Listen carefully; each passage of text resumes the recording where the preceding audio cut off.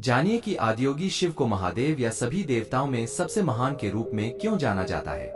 सद्गुरु, कुछ दिन पहले किसी ने मुझसे पूछा कि क्या मैं आदियोगी शिव का फैन हूँ। फैन क्लब तब शुरू होता है जब लोगों की भावनाएं किसी के साथ उलझ जाती है। मैं निश्चित रूप से उनका फैन नहीं हूँ। फिर वह क्या है?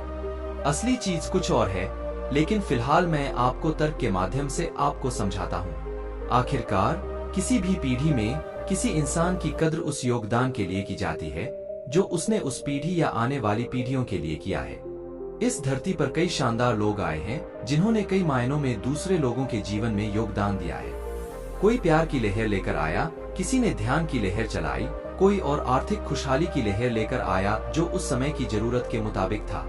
जैसे महात्मा गांधी के प्रति पूरे सम्मान के साथ यह कहा जा सकता है, यह उनको नीचा दिखाने के लिए नहीं है।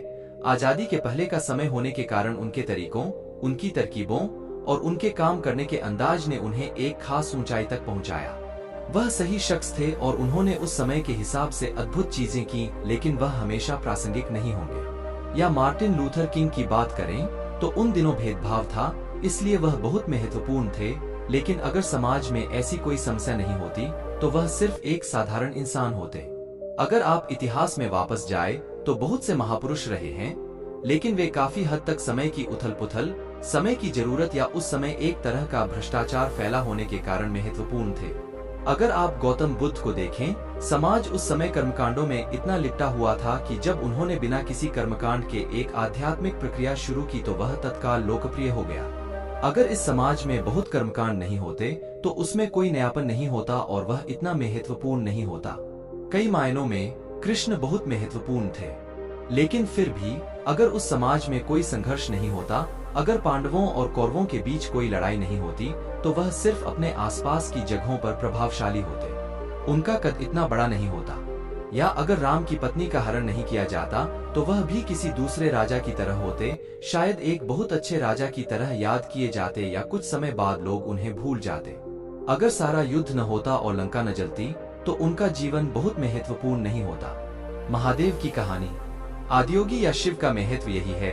ऐसी कोई घटना नहीं हुई, कोई युद्ध नहीं हुआ, कोई टकराव नहीं हुआ। उन्होंने युग की जरूरतों पर ध्यान नहीं दिया। उन्होंने मानव चेतनता को इस प्रकार से बढ़ाने के साधन और तरीके दिए कि वे हर युग में प्रासंगिक रहें। जब लोग भोजन, प्यार या शांति से वंचित हों और आप उनकी कमी को पूरा करते हैं, तो आप उस समय सबसे महत्वपूर्ण बन सकते हैं। लेकिन जब ऐसा कोई अभाव न हो तो एक इंसान के लिए सबसे महत्वपूर्ण आखिरकार यह है कि खुद को और ऊपर कैसे उठाए या खुद को विकसित कैसे करे।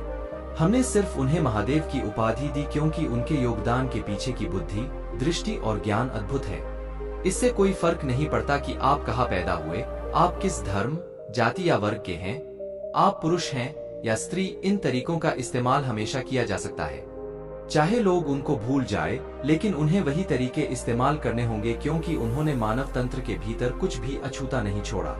उन्होंने कोई उपदेश नहीं दिया, उन्होंने उस युग के लिए कोई समाधान नहीं दिया। जब लोग वैसी समस्याएं लेकर उनके पास आए तो उन्होंने बस अपनी आंखें बंद कर लीं और पूरी तरह उदासीन रहे। मनुष्य की प्रकृति को समझने, हर तरह के मनुष्य के लिए एक रास्ता खोजने के अर्थ में यह वाकई एक शाश्वत या हमेशा बना रहने वाला योगदान है। यह उस युग का या उस युग के लिए योगदान नहीं है। सृष्टि का अर्थ है कि जो कुछ नहीं था वह एक दूसरे से मिलकर कुछ बन गया। उन्होंने इस सृष्टि को खोलकर एक शून्य की स्थिति में लाने का तरीका खोजा।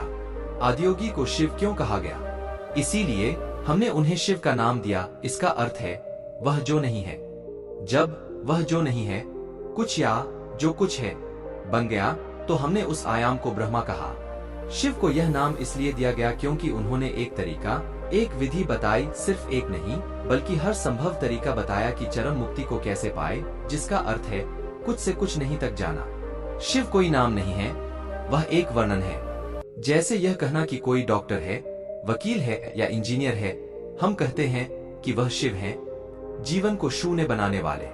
इसे जीवन के विनाशकर्ता के रूप में थोड़ा गलत समझ लिया गया, लेकिन एक तरह से वह सही है।